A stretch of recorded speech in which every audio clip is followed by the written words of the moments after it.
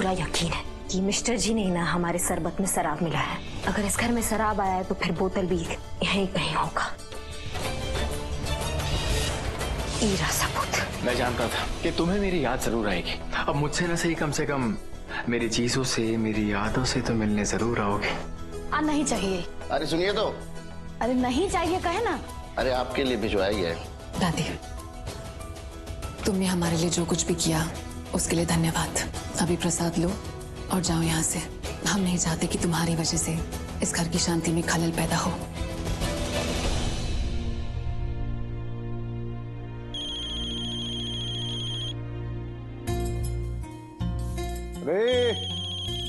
Manager, manager,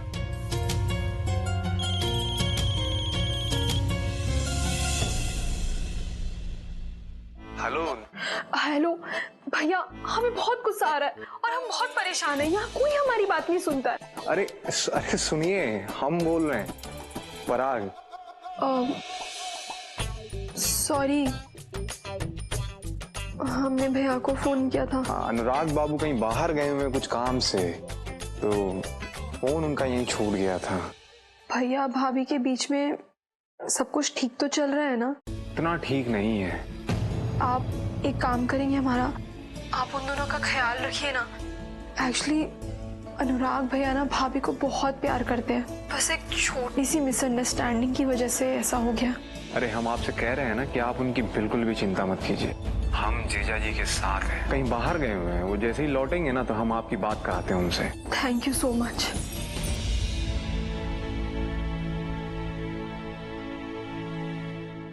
Divya, sorry, हम तुम्हारी सारी बातें सुन ली। तुमने अनुराग जी को ये सारी बातें बताने के लिए फोन किया था ना? हाँ भाभी, लेकिन अनुराग भैया नहीं मिले। पराग जी ने फोन उठाया था। अच्छा हुआ उन्होंने फोन नहीं उठाया। तुम प्लीज उनसे कुछ कहना भी मत। भाभी, वो गुंडा घर पे आया था, हम उसे देख के बहुत परेशान हो गए थे। उसने कितना कुछ किया है। देखो दिव्या, हम तुम्हारी परेशानी समझते हैं। हम सब लोग यहाँ पर एक साथ हैं, किसी भी मुश्किल का सामना करने के लिए। और तुम्हारे भैया वहाँ पर बिल्कुल अकेले हैं, कोई भी उनका साथ नहीं दे रहा है। ऐसे में हमें क्या करना चाहिए? हमें उनका हौसला बढ़ाना चाहिए। लेकिन दिव्या, दादी को भी सॉरी बोलना होगा ना। हम दादी की बात से अग्री करें या नहीं करें, लेकिन वो हमसे बड़ी हैं और बड़ों की हमेशा रिस्पेक्ट करनी चाहिए। इसीलिए उनको सॉरी बोलना होगा, ठीक है? पता नहीं कहाँ बोल गए हम अभिमन्यु जी को नशे में। कुछ कुछ तो याद है, लेकिन कहीं कुछ ज्यादा तो नहीं बोल गए हम। हमें उनसे माफी मांगना चाहिए। पता नहीं कहां से आ गया अमेरिका से। एक पासपोर्ट तो याद रहता नहीं, ब्रीफकेस का इसको। अरे ओ मेरी राधा,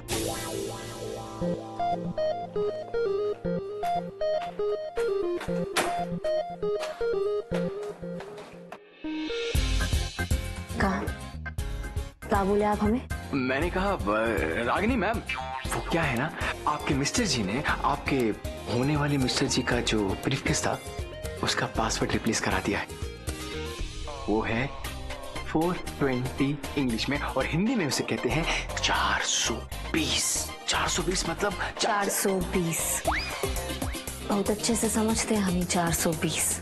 अच्छा, कहा है ना कि हमारा शादी जो है वो मिस्टर 420 से जो हुआ था। क्या मजाक, व्हाट अ जोक। आपके बेपैंदी के लोटे जैसे चरित्र से तो ज्यादा मजाकिया नहीं था।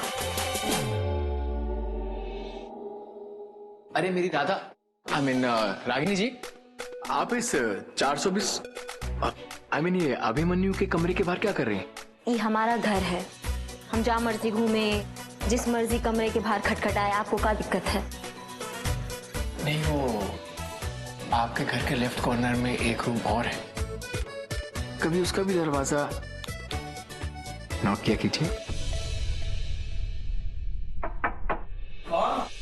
अभिमन्यु जी, हम रागिनी, वो हमको आपसे कुछ बात करना है। रागिनी जी, मैं कुछ काम कर रहा हूँ, मैं थोड़ी देर में आपसे मिलता हूँ। अरे लेकिन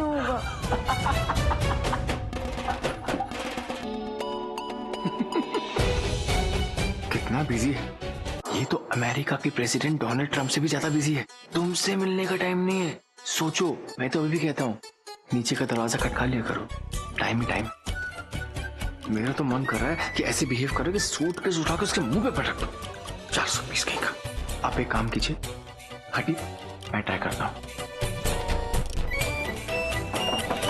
रागिनी जी, मैंने कहा ना आता हूँ थोड़ी देर में। अब सर मैं हूँ अनुराग।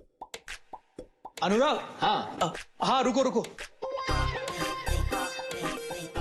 सर आपका बैग का जो पासकोड है वो अनलॉक हो चुका है। थैंक्स। और रागिनी जी, मैं आपसे बाद में मिलता हूँ। Okay okay, bye bye bye bye. और आप नया पासकोड 420। अच्छा, यस सर। कितना बड़ा बेवकूफ है, 420 बुलाया, समझ ही नहीं आया। बुद्धू एक नंबर का। लगता है मन करता है ब्रीफकेस उठा के सर पे मार दो उसके।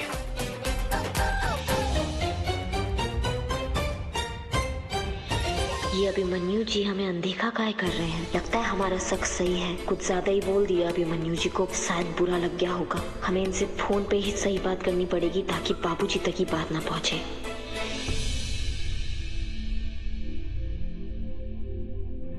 दादी, आई एम सॉरी, हमसे गलती हो गई।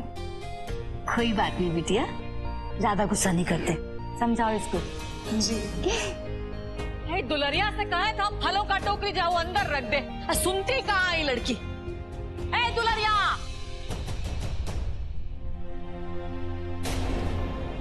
माफ कीजिएगा, अपना फोन छोड़ दिए थे यहाँ पे, जा रहे हैं।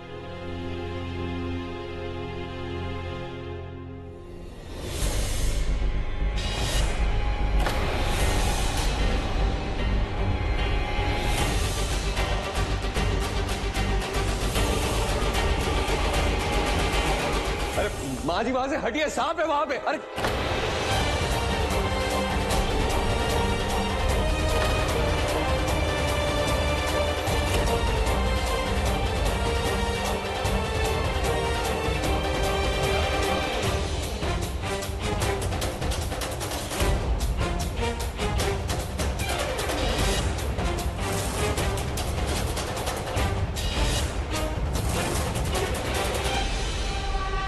हिलिएगा मत।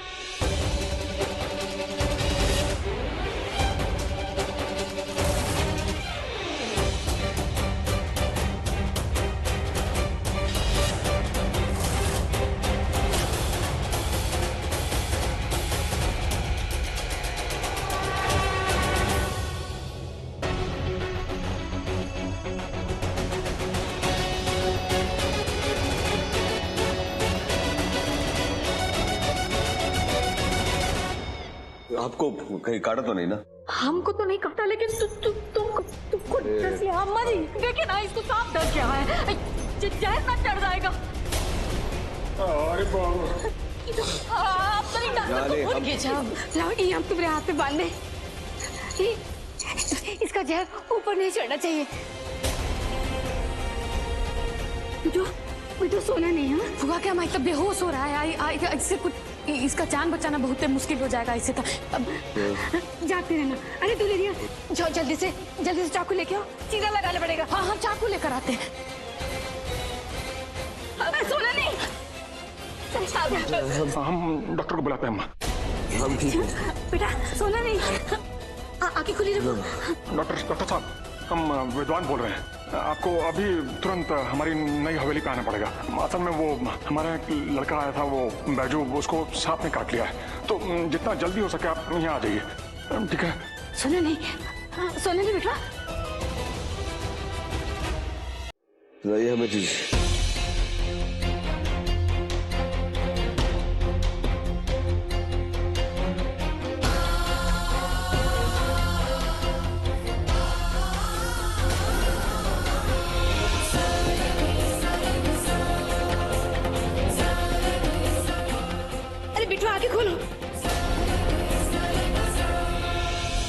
आप लोग शांत हो जाइए।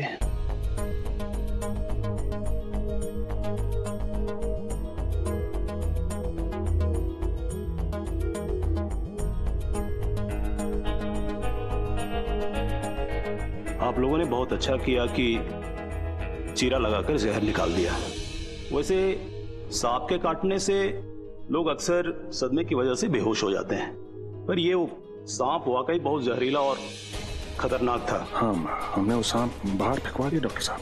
अब इन्हें आराम करने दीजिए, इन्हें कुछ खिला जरूर दीजिएगा आप लोग।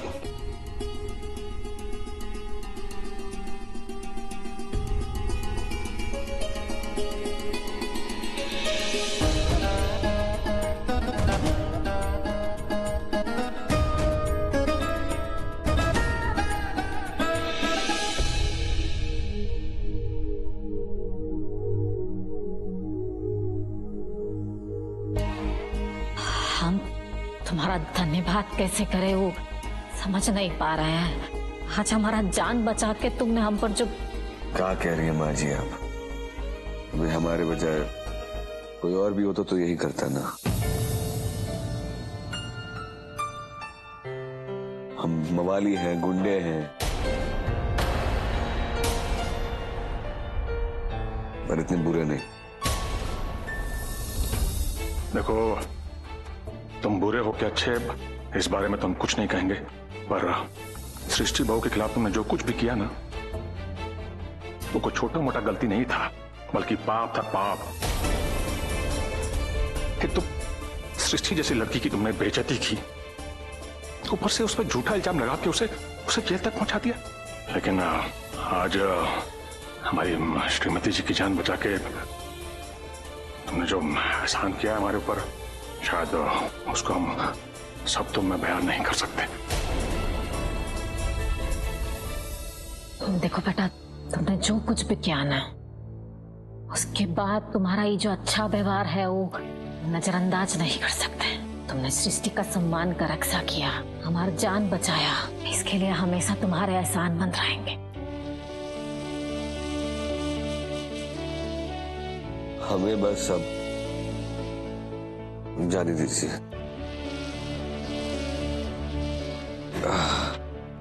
बिटुआ, अभी कहीं मत जाओ, थोड़ी देर आराम कर लो, बाद में चले जाना। हाँ, अभी तुम्हारा तबीयत ठीक नहीं है, बाद में जाना। ये लो, खाओ बिटुआ। आए लीजिए पानी। सृष्टि बहू दिखाई नहीं दे रही, कहाँ है? पता नहीं, हमको बिना बता कर नहीं गई। आपको हम छोटकी भौजी को उनका कमरा में भी देखे, वहां भी नहीं है। पापा, सृष्टि भाभी कहाँ गई होगी? आप ढूंढिए ना प्लीज। हाँ बेटा, हम देखते हैं। एक मिनट,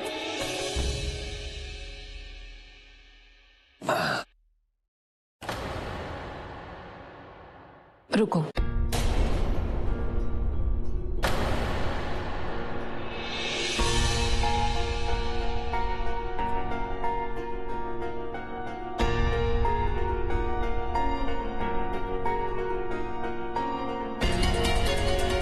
हमने जो केस तुम्हारे खिलाफ किया था उसे वापस ले लिया है।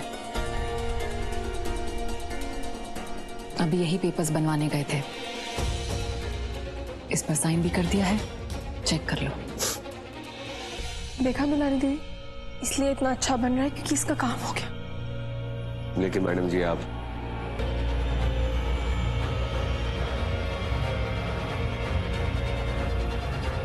हमारे लिए हमारी माँ की जान से बढ़कर और कुछ नहीं।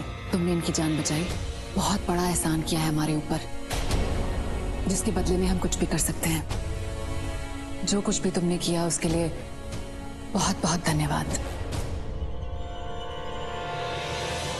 मैडम जी आपको भी बहुत बहुत धन्यवाद।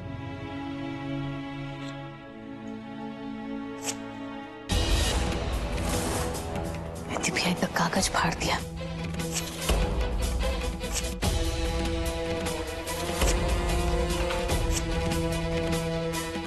हमको लगता है ना इस पर से अभी तक जहर का असर खत्म नहीं हुआ है।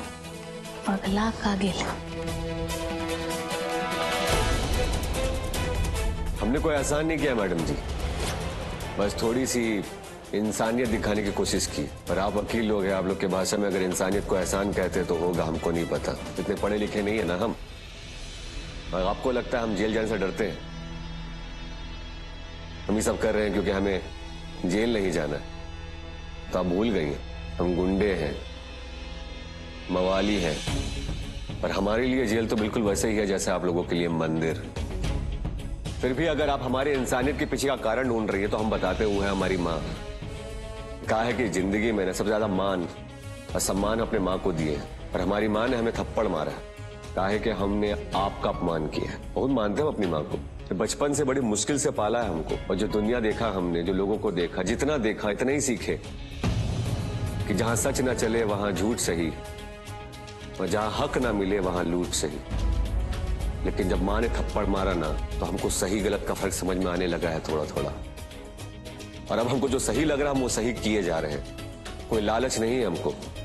माफी चाहते हैं आप सभी से, और खास करके मैडम जी, आप सबको बहुत परेशान किया हमसे जितना हो सकता था हमने किया। बाकी किसी और चीज की उम्मीद मत रखना।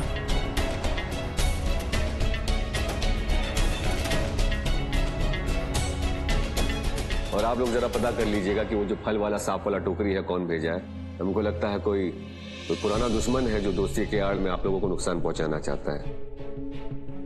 संभल के थोड़ा।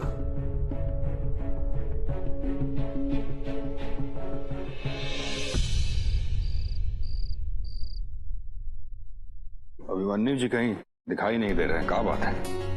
देखने तो गए थे हम, अब दिखाई भी नहीं कि कहाँ है, पता नहीं। पता नहीं का क्या मतलब है? बाबूजी, हमें लग रहा है कि वो जो है यहाँ से चले गए हैं, इसीलिए अपना सूटकेस जल्दी ठीक कराने की कोशिश में थे।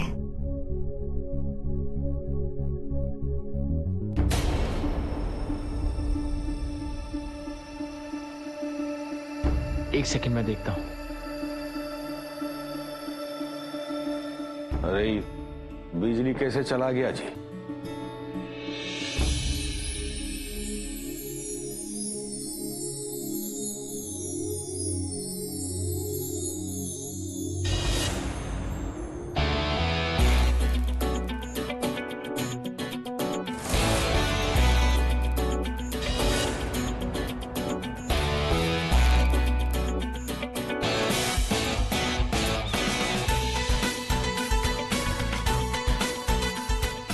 सॉरी रागिनी जी, आप मुझसे मिलने आई थी और मैंने बिजी होने का नाटक किया।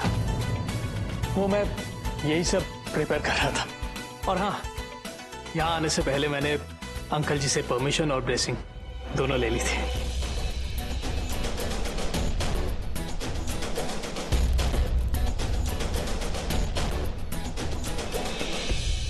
रागिनी जी, मुझे नहीं पता आपको कितना याद है, पर आपने बड़बड़ाते हुए मुझसे कुछ कहा था।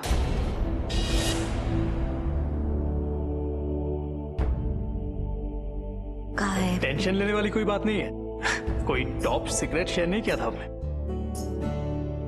पर आपने जो कुछ भी कहा था ना, वो मेरे दिल को छू गया।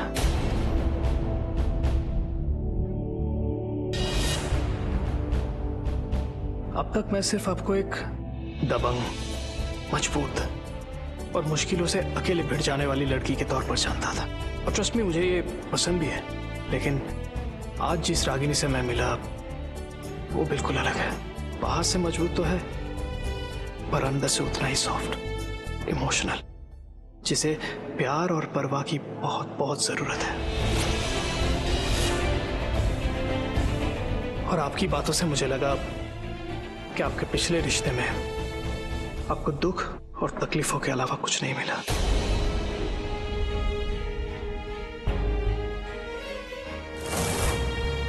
मैं जो हो गया वो तो बदल नहीं सकता, पर आपसे एक वादा जरूर कर सकता हूं कि आपकी आने वाली जिंदगी को मैं खुशियों से भर दूंगा। दुख और तकलीफों से आपका सारा नाता तोड़ दूंगा। आपकी आंखों में सिर्फ और सिर्फ खुशियों की चमक होगी, और आंसुओं को कोई दूसरा ठिकाना ढूंढना पड़ेगा। आइए आइए ना।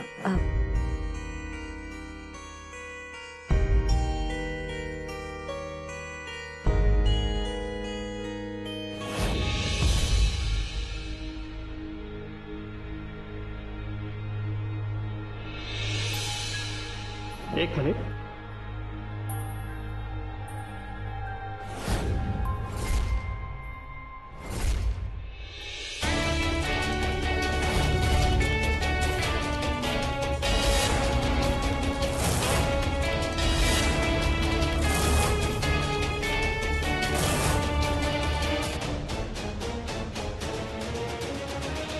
रागिनी जी, ये फोटो फ्रेम का आधा हिस्सा अभी भी खाली है। अगर आपकी इजाजत हो तो मैं मेरे तस्वीर से इसे भरना चाहूंगा।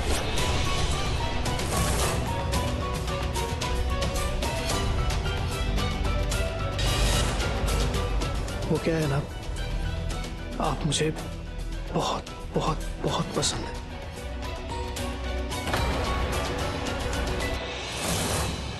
मैं आपको ठीक ठाक लगता हूं तो